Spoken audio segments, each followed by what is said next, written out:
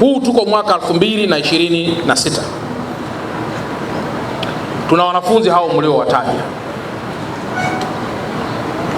Mwaka 2000 wanafunzi waliopo darasa la 5 leo wataingia form 1 na wanafunzi walioko darasa la 6. Yaani wanafunzi wa darasa la 5 darasa la 7 yao ni darasa la 6, na wanafunzi wa darasa la 6 waliopo leo darasa la 7 lao ni darasa la 7. Kwa hiyo wanafunzi wa darasa la 6 watakapokuwa darasa la 7 na wanafunzi wa darasa la 5 watakuwa la 7 kwa maana la 6. Kwa hiyo kama leo hii tunaiona hayo makuzi ya wanafunzi madarasani, maana yake tuna mwaka ambao tusipojipanga tutalia, kwa sababu madarasa mawili yanakwenda kuungana na kuwa form 1. Kwa lugha nyepesi, Mstahiki Meya kupitia baraza lako la madiwani, ujenzi huu wa magorofa isiwe kwa hisani, iwe ni agenda ya kudumu katika vikao vyenu vyote. Magorofa kwa sababu kwanza, ifikapo mwaka 2040 wataalamu wanasema idadi ya watu ulionayo leo itakuwa mara 2.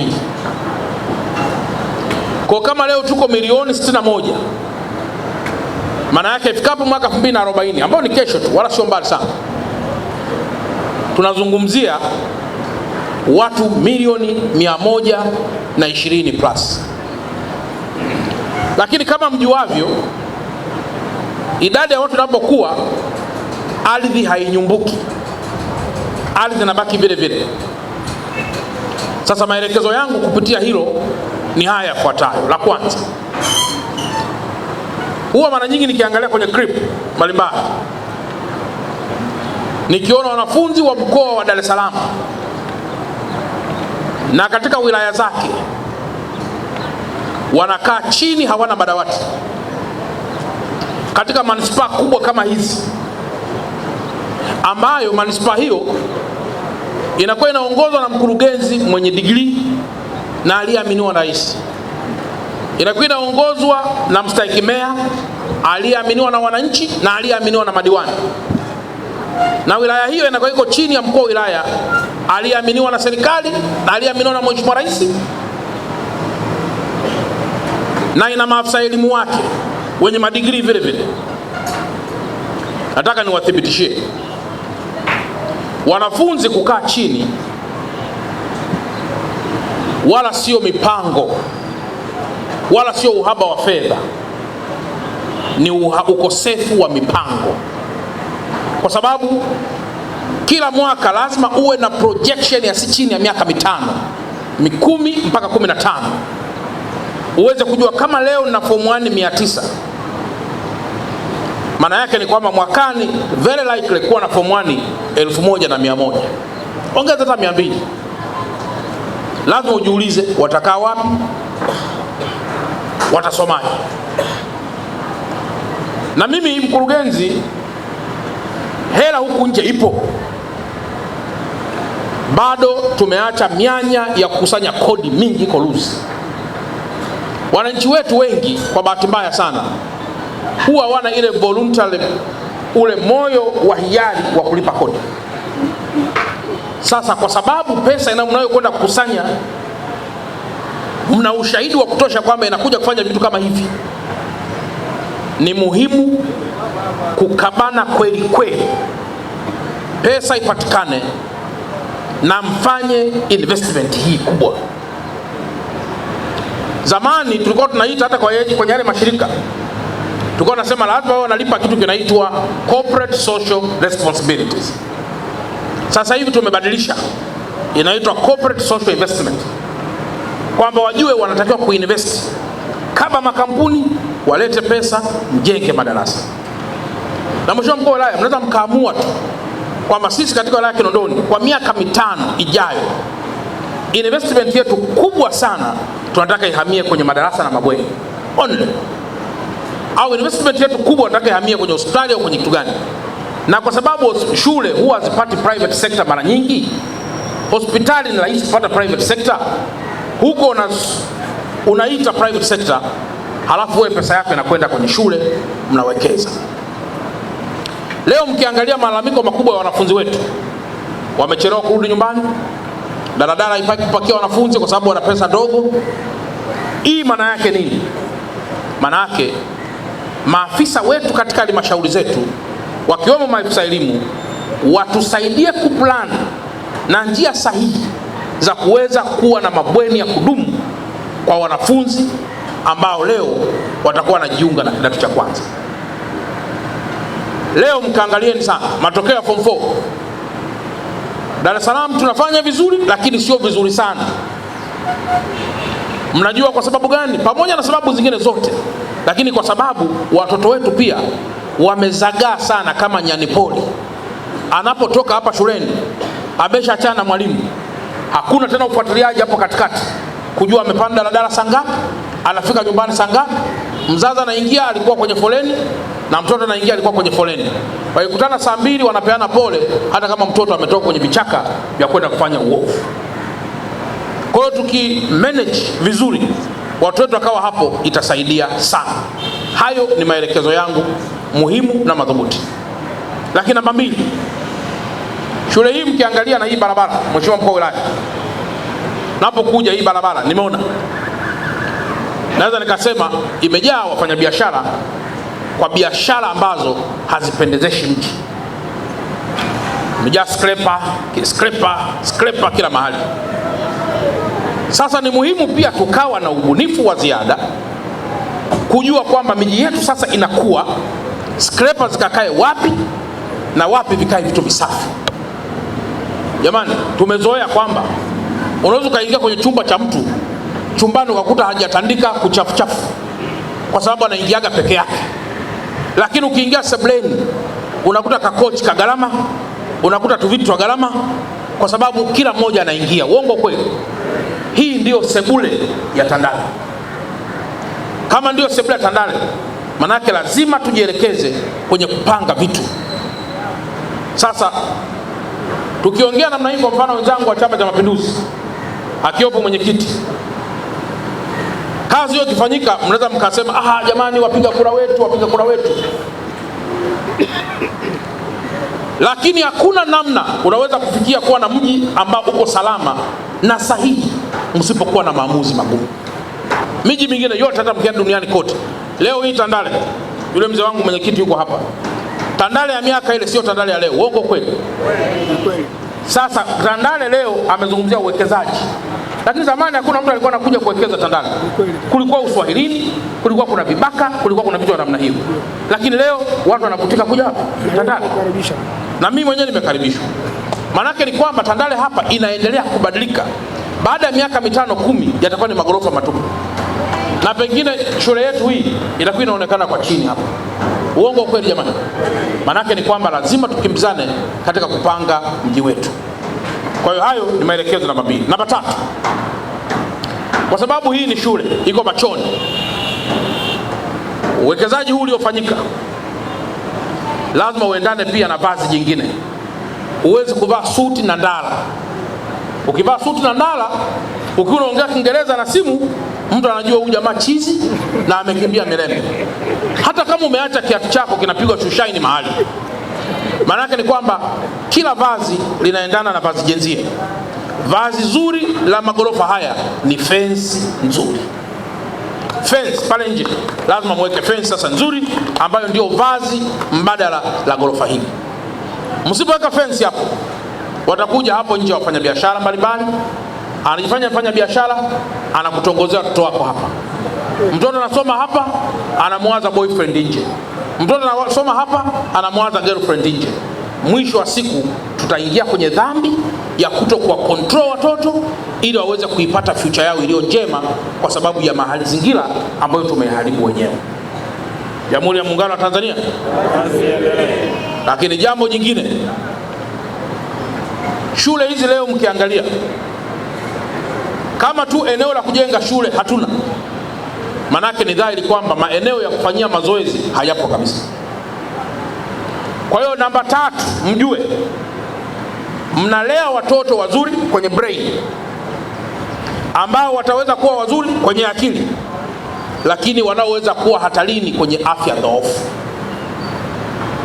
Zamani tulikuwa tunaamka, shule zetu kwanza zilikuwa mbali, si ndio? Kwa wale ambao mmesoma huko vijijini, shule zilikuwa mbali. Kwenda tu kwenye shule ni mazoezi, kwa sababu kilomita 10 unakwenda, kilomita 10 unarudi.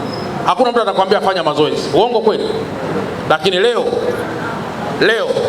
shule hazina viwanja, ambayo sio sera kabisa ya elimu ya sekondari wala msingi mtoto kuto kufanya mazoezi. Uongo kweli? Sasa lazima tuingie kwenye ubunifu mpya. Hivi watoto hawa tunawafanyaje ili wawe ni watoto ambao wanajali michezo na wanajali mazoezi? Ni muhimu kuingia kwenye ushirikiano kati ya shule zenye viwanja na shule zisizo na viwanja, na watoto wetu kuwa wanakwenda na kujiofu, wanakwenda na kurudi, ili kuhakikisha kwamba muda mwingi wanafanya pia mazoezi. Mkiacha wakawa dormant. Leo Mheshimiwa Mkuu wa Wilaya, tumetoka pale kwenye hospitali, angekupa dokta takwimu ya sukari na pressure leo, na serikali gharama inayotumika kwenda kununua dawa za pressure na sukari leo, gharama yake inaweza kuwa ni zaidi ya gharama kubwa kuliko hata gharama ya flyover ya Mfugale na flyover ya Kijazi. Kwa hiyo kwa lugha nyepesi, manake nini? Tusipojizatiti huku chini leo, kesho gharama kubwa itakuwa sio kujenga barabara, itakuwa ni kwenda kutibu magonjwa ya sukari, ya mioyo, ya pressure, ya figo, ya ini, kwa sababu ya wanafunzi kukosa maeneo ya kufanyia mazoezi. Mmenielewa ndugu zangu? Wazazi mmenielewa mpaka? Kwa hiyo nimetoa hayo maelekezo, lakini katika mahitimisho ni maelekezo yanayoendana na pongezi kubwa kwa maslahi mapana wa Tanzania na Wanatandale kwa kujenga jengo hili zuri ambalo leo ni fahari ya kila mmoja. Nimetoa maelekezo kwa katibu tawala wa mkoa ndugu yangu Muhinte kwamba amwandikie barua katibu mkuu wa TAMISEMI kwamba sisi Dar es Salaam tunaomba yafuatayo. La kwanza, kwa sababu Dar es Salaam tumekwisha kubaliana kujenga majengo yanayokwenda juu kwa sababu ya ukosefu wa ardhi na population kubwa tulionayo, tusingependa sana muda mwingi tunapopokea pesa tuanze tena kuomba kibali cha kubadilisha matumizi ya pesa kutoka majengo msambao kwenda jengo la ghorofa. Kwa nimemwambia muandikie barua katibu mkuu akiomba ridhaa kwamba tunaomba kutoka huko TAMISEMI tunapopokea pesa kuja huku wilayani ije moja kwa moja na maelekezo kwamba hela hiyo ni ya kujengea ghorofa la shule, ghorofa la hospitali, ghorofa la neno mbele, kwa kuna neno ghorofa, ili tusipoteze muda mwingi kuanza kuomba vibali vya kubadilisha na kupata kibali cha kubadilisha kujenga. Tuna uhitaji mkubwa sawa wa huduma kama hizi ambazo serikali tunapaswa kuzitoa kwa wananchi wetu, ambayo huduma mojawapo ni elimu. Kwa Mheshimiwa Mkuu wa Mkoa, kama unavyoona jengo letu, nafikiri katika kutembea kwako kote ni jengo pekee ambalo lina herufi ya Z, kwa maana kwamba linakwenda hivi na hivi. Kwa nini Mheshimiwa Mkuu wa Mkoa? Hii inatokana kwamba na ufinyu wa nafasi, kwamba manispaa yetu maeneo mengi sasa yamejaa. Kwa hiyo mojawapo ya maazimio ya baraza la madiwani pamoja na maelekezo yako kwamba tuende juu sasa kwa mfumo wa ghorofa, ambapo hadi sasa manispaa Kinondoni tuna jumla magorofa 16, tunakwenda juu. Na hili mojawapo ya magorofa ambapo tunashukuru sana serikali kuu ambapo imetuletea karibia milioni 528 katika mradi wa SEQUIP, lakini tukasema sasa haitoshi. Tukakaa na namshukuru sana mstahiki meya ambapo kipindi hicho pia alikuwa ni meya Mheshimiwa Samburu Mnyonge, tukakaa na kuazimia kwamba twende tukatenge fedha takriban bilioni 2.7 za mapato ya ndani kwa ajili ya kumalizia ujenzi wa mradi huu. Kwa nini tumefanya hivyo Mheshimiwa Mkuu wa Mkoa? Kutokana na wingi kubwa wa watoto wetu ambao na uhitaji kubwa wa walimu. Utaona umepita kwenye madarasa, umeona kwamba katika kila darasa tuna takriban wanafunzi 70. Hapa Mheshimiwa Mkuu wa Mkoa ni wachache, lakini ukipita katika shule zetu nyingine utaona zaidi ya hao. Kwa nini? Kwa sababu tusiseme serikali haijengi madarasa, hapana. Kutokana na wingi wa idadi, na Mwenyezi Mungu ametujalia kwamba vizazi kwamba kadri siku zinavyokwenda tunaendelea kuongezeka duniani. Sana. lakini mwisho kama viongozi tulisema lazima tufanye maamuzi magumu. Maamuzi magumu tuliyoyafanya yalikuwa ni ya kubadilisha shule ya msingi, kuchukua eneo la shule ya msingi na kujenga sekondari. Lakini tulichukua hilo eneo bila kuathiri wanafunzi waliokuwa wanasoma pale. Tuliangalia idadi ya shule tulizo nazo za msingi katika kata na tukaangalia idadi ya wanafunzi tulionao, tukawagawanya wanafunzi waliokuwa wanasoma hapa kwenda kwenye shule nyingine na wakatosha kabisa kwenye shule hizo. Lakini tulilifanya hilo kwa kutumia mipango shirikishi. Kwanza tulifanya kikao na WDC, nikaleta hili wazo mimi mwenyewe nikiwa na mkurugenzi. WDC ikaunga mkono, lakini tukasema lazima twende kwa wananchi tukawashirikishe. Wananchi wakaunga mkono kwa moyo mmoja, tukafanikiwa. Na tukasema sasa tuanze na madarasa yaliyokuwepo hapa ya shule ya msingi. Madarasa yale yalikuwa ni machache, tukasema tuyarekebishe yafanane na hadhi ya sekondari. Ndio madarasa ambayo umepita, umeona wanafunzi wetu wanaendelea kusoma. Lakini kutokana na eneo hili lilikuwa dogo, tukasema lazima sasa tujenge kwa kwenda juu. Na haya yalikuwa ni maoni ya Mheshimiwa Rais. Ipo timu ya watu wetu wa manispaa walikwenda upande wa pili, walikwenda Zanzibar. Wakaona Zanzibar ardhi yao ni ndogo. Wamefanikiwa sana kwa kujenga shule za msingi pamoja na sekondari kwa kwenda juu. Tukasema why not Kinondoni?